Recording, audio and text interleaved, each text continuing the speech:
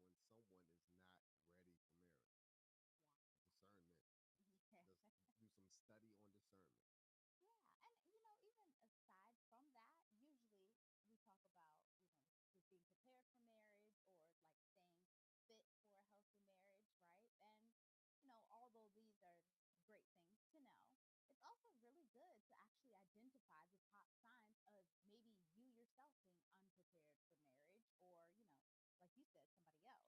But in another, great thing is to really help promote self awareness and, really help encourage someone to address these personal issues if you notice, any of these things that we talk about in particular, because this definitely would hinder your successful marriage if you plan on having one. And understanding these signs empowers individuals to make informed decisions about their readiness for marriage. Mm-hmm. So this should also encourage individuals to approach their relationship with more consciousness and intention. Yeah, for sure. And of course, hopefully, this prevents someone from rushing into, commitment before they are actually ready. And of course, this will certainly reduce the likelihood of divorce, heartache, disappointment, and a whole sorts of things that come along with, getting involved in something too fast, too soon. So, yeah. Uh, I'm not what? hearing the volume on YouTube tonight. Hmm. Um, I don't know if it's just my phone or if it's YouTube, but if the Hold on. YouTube Well, it's viewers, not. It wouldn't be just YouTube. Let's. Oh, hold on. Let me check the settings of our audio. Input. All right. Mic check. there we go. Mic check. Nothing's coming through.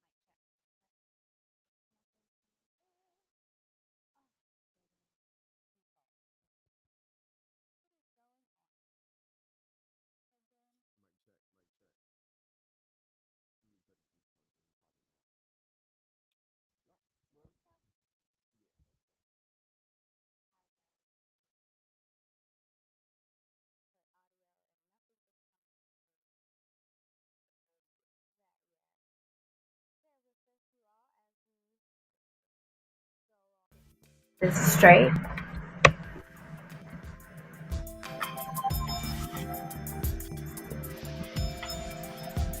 Mic check.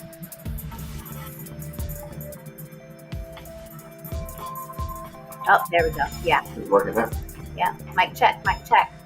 We're doing good. Had a little technical difficulties. And we are back. I think we are back up and rolling. The thing about going live, but it gives the opportunity of people to come on in and hang on out with us. Thank you all for joining us. Yep. Had to make sure the microphone is working. Let me do a little sound check on YouTube as well.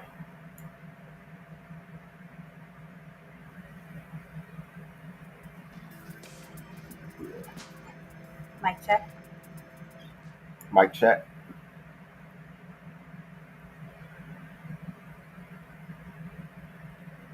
I guess it has to catch up. There we go. Yeah, it's working. Mic Gotcha. check. All right. We're back. Mic check. Yep. It worked. That's delay. Yeah, it's always going to be a delay because we record first, the signal goes out Oh, all the way to YouTube and it goes out to the world. So, all right. all right. Does it sound a little weird? Nope. It sounds good. You hear that? That's because I had the volume all the way up.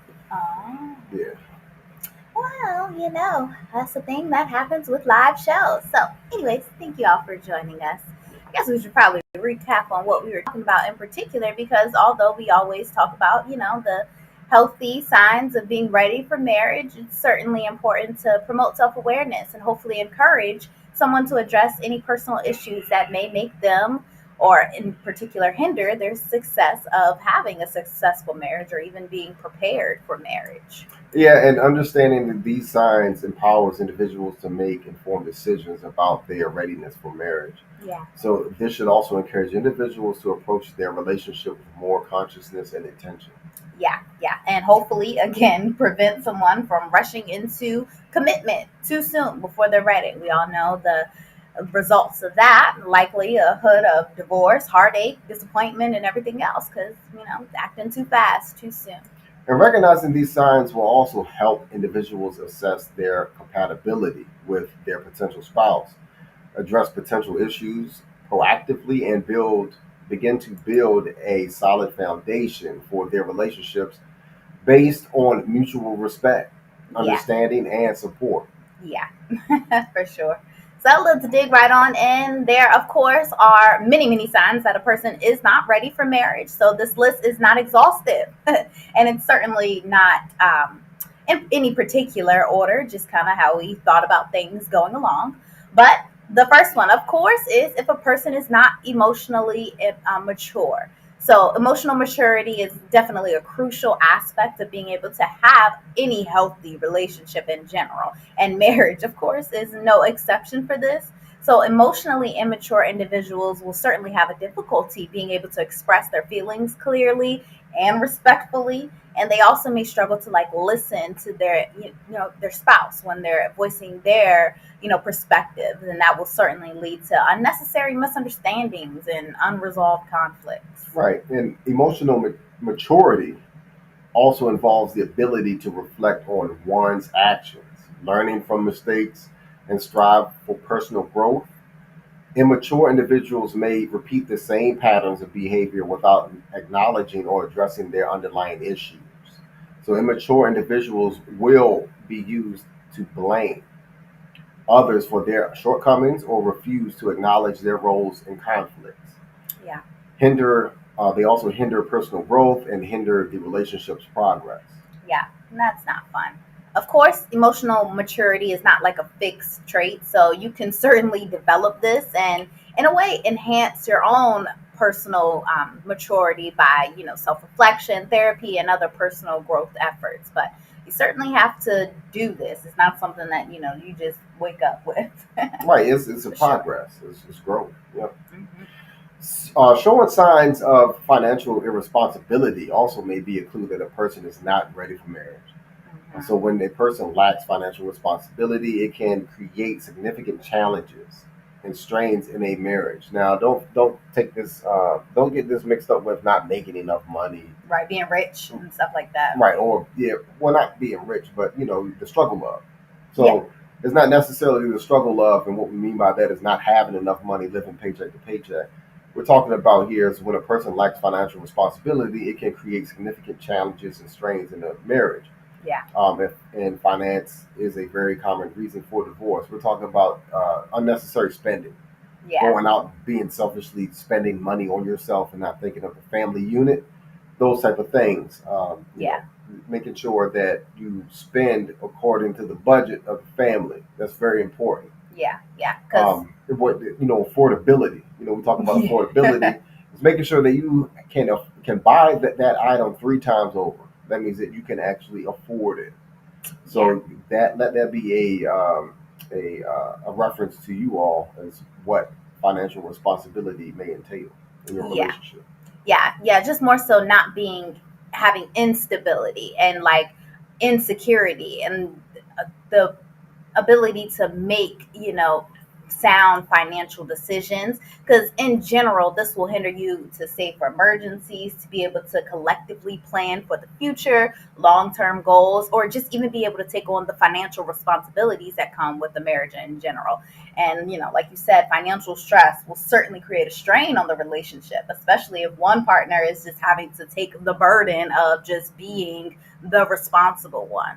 And that that's it's not fair, and it can certainly lead to resentment, emotional distance, communication breakdowns, and a lack of shared goals. And that's really important when you're looking at the overall trajectory of a marriage. Right. And financial responsibility is built on trust and transparency. So when one partner is irresponsible with their finances, it can erode trust Yeah. and make the other partner hesitant to share financial information or make joint financial decisions Yeah. together. Yep. Again, this isn't a fixed trait. You can certainly learn how to be more financially responsible, and that's certainly encouraged, especially if you're already married or you're with your spouse or, in a relationship. I mean, you certainly want to be able to take on and learn new ways of behaviors of handling money that's going to help be a benefit for your family overall. So the next one is having unrealistic expectations about marriage. Mm. which can be a significant red flag that a person is definitely not ready for the commitment Yeah. and challenges that come with marriage. Yeah. So, for example, expecting a perpetual honeymoon phase is unrealistic and Yeah. can lead to disillusionment when the inevitable challenges arise. So, marriage is not a constant state of euphoria and excitement. No. It involves ups and downs, challenges, and compromises. It Yeah. can feel boring, can feel very redundant. It can be, like we said, it is a challenge to keep the spontaneity in the relationship going, Right. the intimacy going. It is a job, it is work, it is something that you have to want to get better and better at every day. Yeah. So that is what it takes. It is a commitment. It is all of those things. You have to work at it. You Yeah. have to be very unselfish about it. Yeah. And you can't, expect another one I kind of think of is like the expecting your spouse to be like the sole source of your happiness or validation or like your satisfaction. That's completely unrealistic, and quite frankly, it's fair, and it puts an unfair burden on the relationship because then your spouse just has to make sure that they can do everything for you versus you being able to provide yourself with that happiness, that satisfaction, that validation. That's super big. Or expecting there to be no conflicts at all in a relationship. That is Yeah. very immature. And unrealistic. Yeah, unrealistic. Yep. And conflict is inevitable in any relationship. And expecting to avoid it altogether is unrealistic as well. It takes a lot of communication in a relationship. Yeah. So, a healthy relationship involves learning to navigate conflict constructively, communicate differences respectfully, and to find solutions that work for both partners. Communicate, over communicate. Yeah. And if you are not aware that it's going to happen, you're kind of setting yourself up for disappointment, frustration, resentment, and ultimately failure. So don't set yourself up for, failure by just not having realistic expectations and not expecting a constant state of perfection. That's not even life. So, just don't expect that. But And then next, yeah, if you're not willing to compromise, so not willing to compromise, compromising is necessary for any relationship. And yeah. if someone is not willing to do it, the relationship will not last. It won't work. Compromise is a sign of respect. So Yeah. when you compromise, you are showing that you respect your partner, your spouse, their needs, and their feelings. So if you're not willing to compromise, you are essentially saying to them that your feelings and your needs are not important Right. and that they don't matter pretty much. Yeah, you're just, being quite selfish. And in general, compromise is super necessary in order to have peaceful conflict resolution. It's not going to happen if you don't be able to, compromise. And then you're just going to find yourself arguing with your spouse all the time and certainly lead into some, unhealthy fights that are bigger than it needs to be fights just because you're not willing to compromise. And to be completely aware, it definitely ties in with emotional immaturity, like we talked about. This is the inability to see things from, other people's perspective for sure. And in particular, that's going to make it super hard for you to compromise. So if you aren't, able to understand where your partner is coming from, their needs, and, why it's important, you certainly probably are not ready for marriage for sure. And rigid people have difficulty changing their minds or their ways of doing things. Yeah. So this can make it difficult for them to compromise, as they might be unwilling to bend even a little bit. So Yeah. what do you call it? Rigidness. Yeah, rigidness. Yeah. So you have to be fluid. You have to be able to adapt. You have to be able to pivot in relationships. Things Yeah. change, and the dynamics may change. So you have to be willing and wanting to be able to make necessary adjustments in your relationships when those times arise. Yeah, and not be selfish. You can't be selfish and only interested in your own wants and needs. Right. That's certainly going to make you not willing to compromise. For an example, like if someone loses their job in their relationship. So I saw this today. One girl, she said that her husband poured into her to allow her to get a degree, and he was already in his career, but he lost his job. So what she did was she divorced him.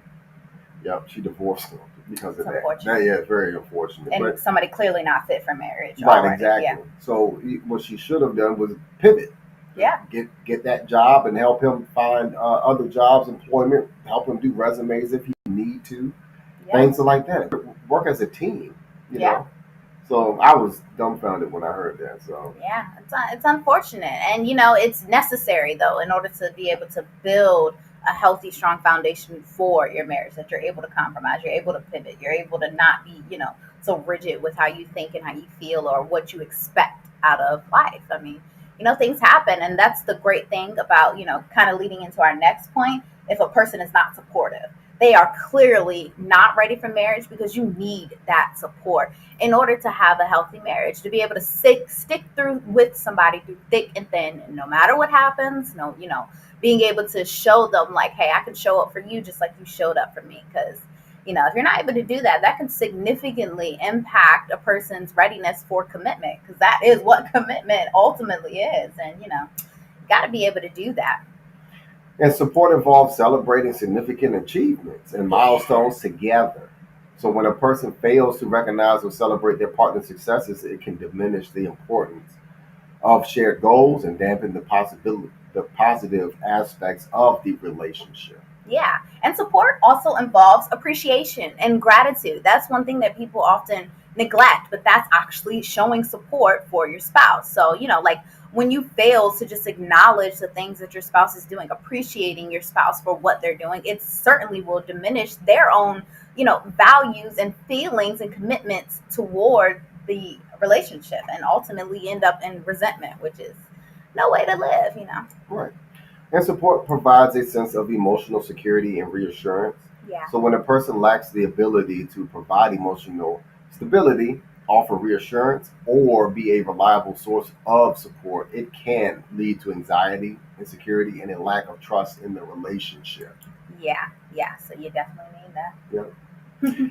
And also, a person's inability to be honest is a significant red flag. So Yeah. this indicates a lack of readiness for marriage, of Yeah. course. So honesty is not just about telling the truth; it's No. about being open, transparent, and accountable in all aspects of the relationship. Yeah. So without honesty, a marriage is built on a shaky ground, and it is vulnerable to the erosion of trust, Yeah. resentment, and unresolved conflicts. Yeah. Certainly for somebody that's constantly like lying to you or deceiving you. Like, how are you able to build that mutual respect and understanding? And trust is super fragile too. So that you certainly don't want to easily break somebody's trust by just continuously being honest. Like, Right. yeah. And so marriage involves sharing personal thoughts, feelings, and experiences with your spouse. Yeah. So when a person is dishonest, they inhibit intimacy and vulnerability, creating a barrier to genuine connection and emotional closeness as well. Yeah, which is super important. Yeah. And of course, the biggest one with honesty is that it reflects a person's moral compass and their commitment to just being and having integrity, right? So when a person is just simply dishonest all the time, they have a lack of clarity in their own values and certainly their own morals and standards. So, a person is just not ready for marriage, but they're showing signs like that. Right. And so a person's inability to treat their partner with respect is a significant red flag that indicates a lack of readiness for marriage. Yeah. Respect is not just being able to be polite. Respect involves considering your spouse's feelings, thoughts, and perspectives. Mm-hmm. So when a person is disrespectful, they disregard or dismiss their spouse's emotions or concerns. They fail to empathize with their struggles and act without regard for their well-being as well. Yeah, that's big, because I think a lot of people forget that is respect. Like, it's not just about being, saying yes, ma'am, Cordial, yes, sir. yeah. Yeah, like that. Polite. That is the minimum. That's like the bare minimum of respect. But you certainly have to, do things like respect a person's personal boundaries, or valuing their individual space, being able to respect them in that manner as well. You don't want to belittle opinions. needs that they may have or their feelings, like you were mentioning, and certainly not disrespecting their time and, just what they value as needing within their space. So this can mean physical space or like, emotional space. It's a whole bunch of things that can go along with that. Or even like triggering them as well. And you Yeah. know that that's a trigger and you pull it anyway. Yeah, You that's know, complete very disrespect. disrespectful. Yeah, for sure. And of course, that is directly, showing a lack of respectful communication, which is very big within a relationship. So that though involves your tone, your words, and those nonverbal cues. Like people don't think about that a lot. Yeah, the smacking them, dismissing all of that. Speaking rudely, or even like interrupting constantly, or failing to listen actively to your spouse. That's certainly a big sign of disrespect. So you don't really want to do that. Yep. So bottom line, without respect, a marriage is built on foundation that is unstable. Also Yeah. resentment and a lack of genuine connection as well. Yeah. So a person's inability to handle stress effectively may be a sign that they are not ready for marriage. Yeah. So marriage is a lifelong commitment that requires resilience, adaptability, like you said before, and the Yeah. ability to navigate life's challenges effectively. So when a person struggles to manage stress, it can significantly impact their ability to cope with the demands and pressures of marriage life. Yeah. Because what happens is that often at times we stress each other in the relationship. It's just a natural thing. I know you all, some of you may have had siblings or a close cousin or relative that you always hung out with. You all don't always get along. So you often at times what happens, you may stress each other out. Yeah. So a person's inability to handle stress effectively can pose significant challenges in a marriage. So For it sure. can lead to the increased conflicts, communication breakdowns, what was that? Detachment, emotional detachment, and a lack of support.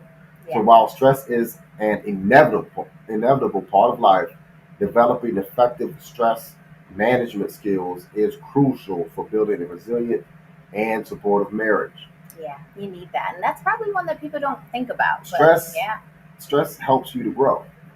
Just like a plant. If you put the plant under stress, it will find some way to grow. If you take care and nurture it still, it'll become more rigid and stronger. So stress is necessary in order for people to grow, believe it or not. Yeah. And something you can't avoid. Right. Another one is substance abuse. If you are just, substance abuse in general will wreak havoc on any relationship, but certainly within a marriage. And it really just shows that you kind of aren't ready for commitment that it's going to take. Because, of course, substance abuse can cloud your judgment, it can impair your decision making, and it will certainly lead to you making poor choices that can really affect the relationship, the finances, the overall well being of both you and your spouse, especially if it leads to things like, physical abuse, emotional abuse, or, emotional distress, anything like that. Just your spouse constantly worrying about whether or not you're going to make it home because, you may be out doing your thing. So, substance abuse can also heighten the emotional sensitivity, and it certainly will make a person more prone to having impulsive actions, which is never healthy for a marriage or any relationship, because it's going to lead to extra conflicts that don't really need to be there, those emotional outbursts, lack of emotional control. All of that is just going to have a real big strain on your relationship. So certainly don't want to have that going on. Yep, definitely. So substance abuse can also lead to neglecting responsibilities and commitment, Yeah. both personal and within the relationship. So this can manifest as neglecting household chores, Yeah. failing to contribute financially, or withdrawing from emotional intimacy altogether. Yeah. Even worse things beyond that.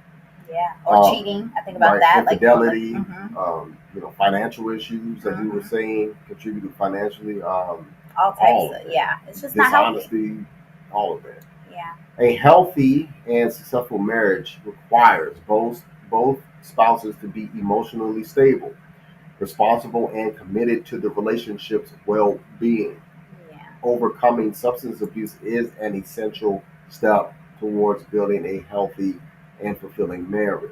Yeah. Certainly be able to work on that, before trying to get Before into a getting married, relationship. and if Yeah. you're in a situation where you're doing all of this in the marriage, please seek help. Yeah, third party help for Yeah, sure. professional For sure. help. especially if it's a real issue. Don't try to do that on your own. A lot of times people think, oh, I can just quit, I can stop anytime I want. If you need help, get help. Right. Certainly don't be afraid of that. Yeah. So when a person lacks commitment, it signifies a lack of readiness for the immense responsibility and emotional investment that marriage demands. Yeah. So, Commitment. go ahead. Go ahead. Commitment, I just thought it just really involves, making your relationship top priority within your life. And you have to do that, because if you lack that commitment, then you may prioritize your other desires, your career, your, hobbies, what Your other, friends. your friends and all of that. And that will certainly inhibit the well-being of your relationship. Indeed. And commitment requires a clear vision for the future together. So when a person is unsure about their future with their spouse, it suggests a lack of commitment and hesitation to fully invest in the relationship long-term success. Yeah, for sure.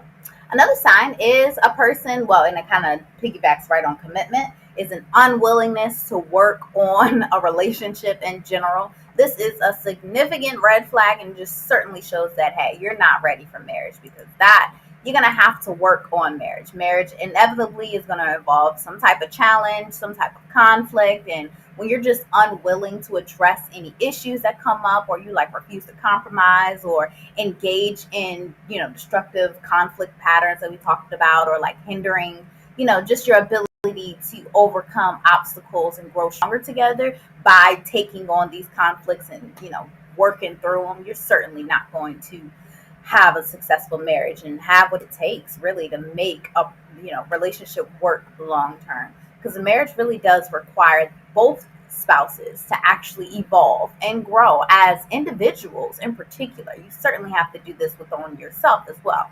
But if you're just unwilling to work on the relationship, unwilling to do those personal growth things, or just failing to address your own shortcomings, or not adapting to the changing dynamics of the relationship or life in general, you certainly are not ready to get on and make it on through for a lifelong commitment that marriage entails. Marriage is a partnership, and both spouses may be willing to invest their time, effort, and energy into maintaining and strengthening the bond. Yeah. Without this mutual commitment, the relationship is likely to face significant challenges and may ultimately struggle to survive Yeah. in the end. Yeah. Gotta be willing to do that. So, another tip, another topic is, if a person is not generally happy with themselves, they may not be ready for marriage. Yeah. So, a healthy and fulfilling marriage requires both spouses to bring a sense of self acceptance, self worth, and happiness to the relationship. Mm-hmm. So, when a person struggles with self acceptance, happiness, and it can significantly impact their ability to contribute to a positive and supportive relationship. Yeah, that's for sure. And although happiness isn't like this constant state, some days you're not just going to be happy, and it's going to take you having to pull yourself out of some dark times. Sometimes that happens. But just in general, you have to have a sense of self-acceptance. That's really what happiness leans on. That is going to really help your ability to support your spouse and create this supportive and fulfilling environment for you and your spouse to be in. Because if a person is unhappy with themselves, it can certainly lead to them just being negative all the time, or create some type of instability within the household, and that's certainly going to affect not only your well-being but your spouse's well-being as well. And then also too, I mean, not just thinking about, not being unhappy in a relationship or whatever the case may be. There may be also some traumas and things that may contribute to these as well.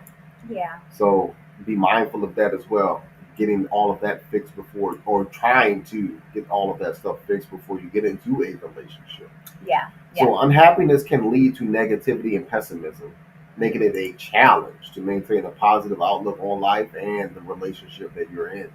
So marriage requires the ability to face these challenges with resiliency and hope, Yeah, for which sure. can be difficult for someone who struggles with unhappiness or either past traumas. Yeah.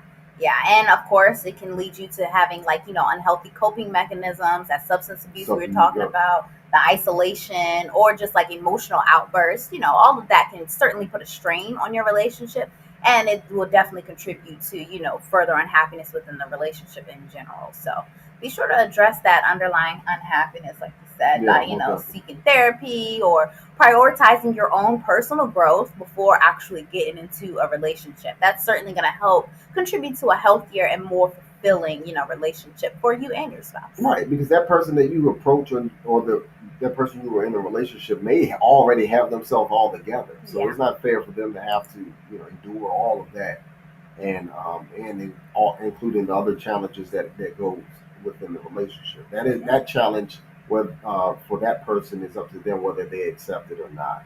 Yeah, and it can make you feel unworthy too. If you Oh don't, yeah, if you're most not definitely. happy, yeah, and if you already have aligned with the person that wants to be with you, you have to feel worthy of this. Because if not, you can ultimately self sabotage. And then that sucks because you had it all, but it was Right, just you. and then you got to go and explain that in your next relationship. Yeah, I ruined my relationship because I came into it, unhappy. yeah, So it's unfortunate. and so if a person has not forgiven their exes, so they may not be ready for marriage. Let me say that again. So if a person has not forgiven their exes, they may not be ready for marriage. Yeah. So resentment and anger towards past partners can carry over into a relationship. We're talking about that trauma again, causing Excuse me. issues with trust, communication, and emotional intimacy. So Yeah. if someone has not fully processed and forgiven their past relationships, they may not be emotionally ready for the commitment and challenges of marriage. Yeah, for sure. Let someone know. If you know somebody who's going through this or gone through this or may need to hear that message, highlight that for them. So, take that sound bite out and put it on repeat. Make a GIF out of this. Yeah, because it's a very common thing going on, especially within the internet right now. Everybody's talking about like, oh, their exes is this and this and this, and like just bashing their ex. That's just a sign, truth be told, of you not being healed yourself. And then yeah, you're not. Don't bring that into your next relationship. That's not a really good thing to have. But in particular, it kind of piggybacks on the next one. If a person really has a history of failed relationships, they also may not be ready for marriage. And of course, everybody goes through, being with somebody who's just not right for you.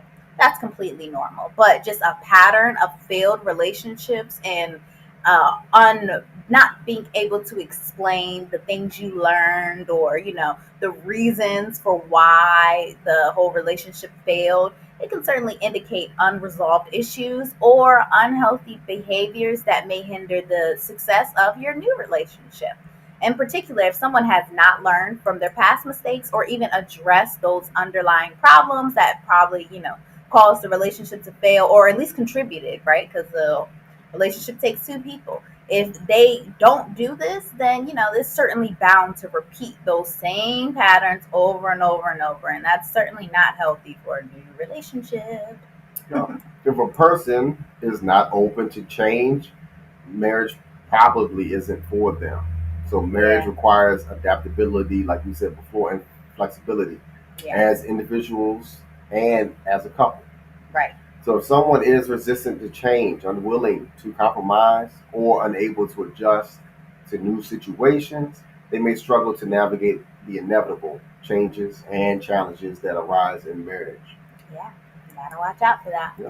Also, if a person is not willing to put their spouses first, their needs, their, what they actually may desire as well too, sometimes that's really important to be able to consider what your spouse wants or consider their needs. All of that really matters. And, if you're just not even willing to give this any thought, then you're certainly probably not ready for marriage because it's really a healthy marriage is built on that mutual respect, that mutual consideration for each other. And if someone is like constantly prioritizing their own wants, their own needs over their spouse, it's really gonna kind of suggest the lack of commitment, a lack of willing to maybe even sacrifice or be of service to their spouse, which is really not healthy for the relationship and certainly is gonna, mess up things in the long run because the spouse is not going to feel heard or wanted or, getting what they also need from the relationship. So it's going to be real one sided. So you don't want to do that. And if a person is not willing to go to their to therapy at some point, if needed, they probably are not ready for marriage. So Yeah. therapy can be a valuable tool for addressing personal issues. We encourage people to go to therapy before marriage. What do you call it? Premarital counseling. Yep, Yep. premarital counseling, improving communication. So this improves communication and strengthens relationships. So Yeah. if someone is unwilling to seek professional help when needed, it suggests that's a lack of self-awareness, a resistance to personal growth, and an unwillingness to invest in the relationship's success. Yeah. That's stubbornness, selfishness, and you may hear it all the time that someone says that, yeah, I don't need no help, I'm all right, and knowing that that person is not all well together. Yeah. So, Gotta yeah, be able to do that's a that. red flag. Yeah, it's like putting your ego aside, Yeah. and we need to normalize, of course, therapy we always say vet your therapist, make Yeah. sure that this is a happily married person who's, sane in their own mind and stuff like that. You want that for sure. But you certainly just want to be able to go and get help from somebody who's qualified and really able to give you good advice, to really help you along the way. This is very common too within marriages. If they are in marriage and then you hit a bump in the road, but you don't want to go seek out some type of Way help. to solve it. Yeah, you just think that you can do it on your own, and then you end up in divorce court because y'all done never taken anybody else's opinion or advice or some type of way to pivot through what life goes through. Sometimes we all need some help, and that is okay. You got to be willing to put aside that ego and just say, hey, for my relationship, I'm willing to do it. Yep. Mm-hmm. Yep. And if a person does not have a healthy relationship with their family of origin, it could be a signal that not being that they may not be fit for marriage. Yeah. Let us explain this. This is not always the case, but unresolved family issues, unhealthy dynamics, or ongoing conflicts with one's family of origin can spill over into a new relationship. Yeah. So if someone struggles with their family history or has unresolved issues with their family members, it may impact the ability to form healthy and stable relationships in their own life. Yeah. So, if especially if you have a case of the in-laws, so you all don't get along together, just look at the fact that um, openly communicate with your spouse about that. And say that honey, me and your mom are not getting along. We don't see eye to eye about stuff. And as a spouse, you should say, well, that's okay. We're gonna find ways to deal with this and fix it because they're not going away. The in-laws are not going away. So you all just look at it as a moment in time, especially if you have to spend time with them. Moment in time, just deal with it, let it go. You see a lot of those examples on TV and television shows about in-laws and things like that. That's something temporary, but just keep the focus on your relationship with your significant other, your spouse, your better half. Yeah. And that's where it really matters at.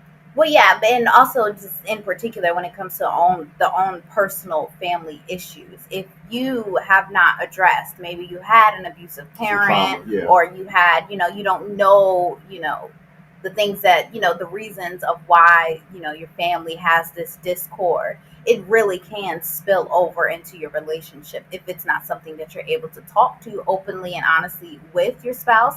And we're not saying that you have to, make sure that you're a-okay with your mama, a-okay with your daddy. Sometimes that's not, realistic within the dynamics of this society that we live in, to be completely honest.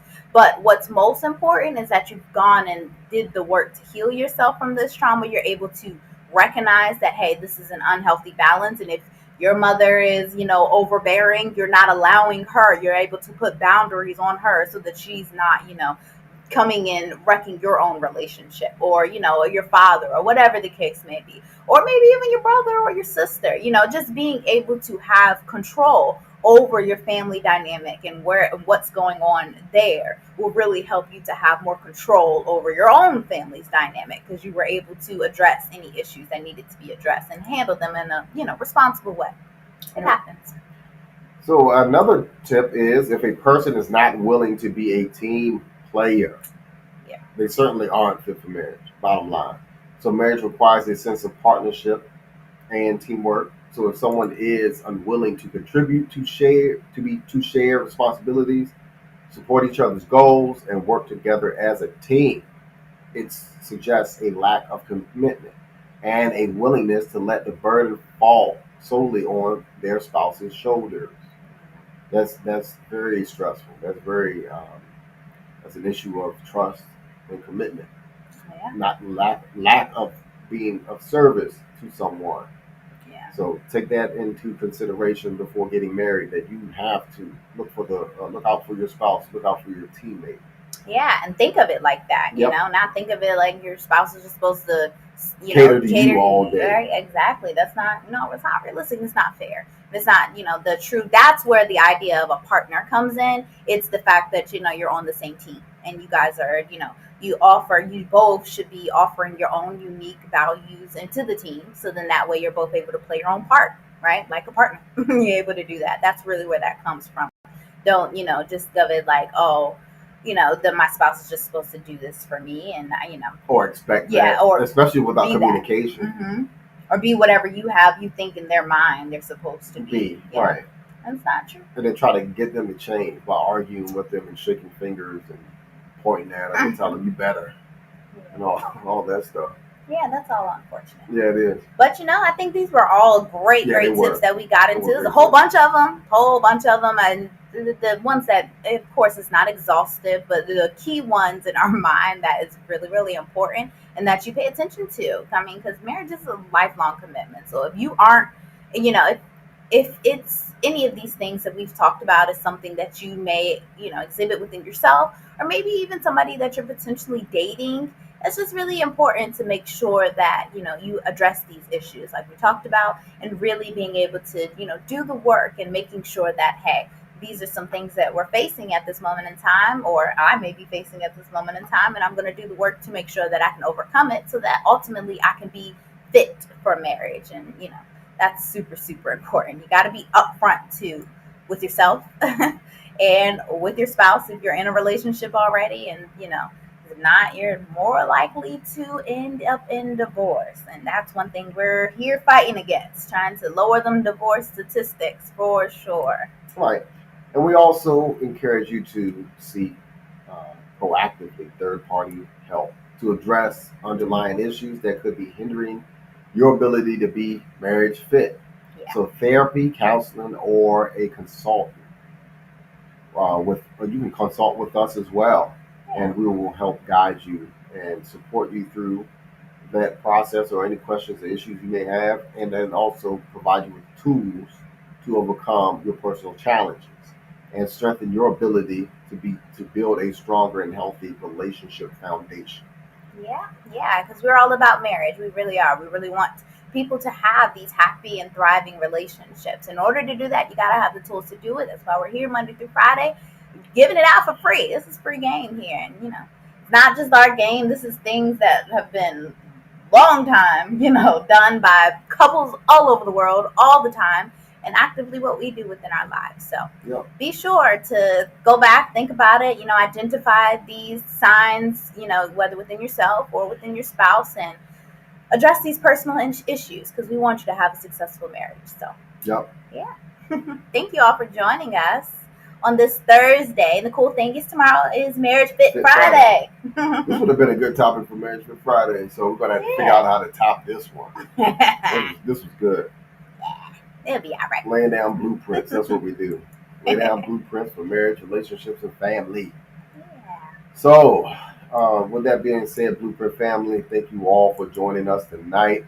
So we started something new as far as the joining in and conversation and things like that. We're going to keep it open for Wednesdays. Yeah, for the live call-ins, because sometimes we be missing people requesting to join live, or also YouTube, Facebook. Y'all can hit the link in the description for on and off camera access if you don't want to be on camera or whatever. We'll certainly be able to have this conversation, join in on the conversation, let us know, your thoughts, expertise, all of that, because this is a platform for everyone. So we want everyone to be able to learn and grow from the things that people share here as well, not just from us, but from you as well. Your opinion is valued, and we certainly want to hear from you too. So thanks, though, for joining us for sure. Yeah, most definitely. You all have a good night. Thank you, Blueprint family, for coming out tonight, and we'll see you all tomorrow, same time, same place. Peace.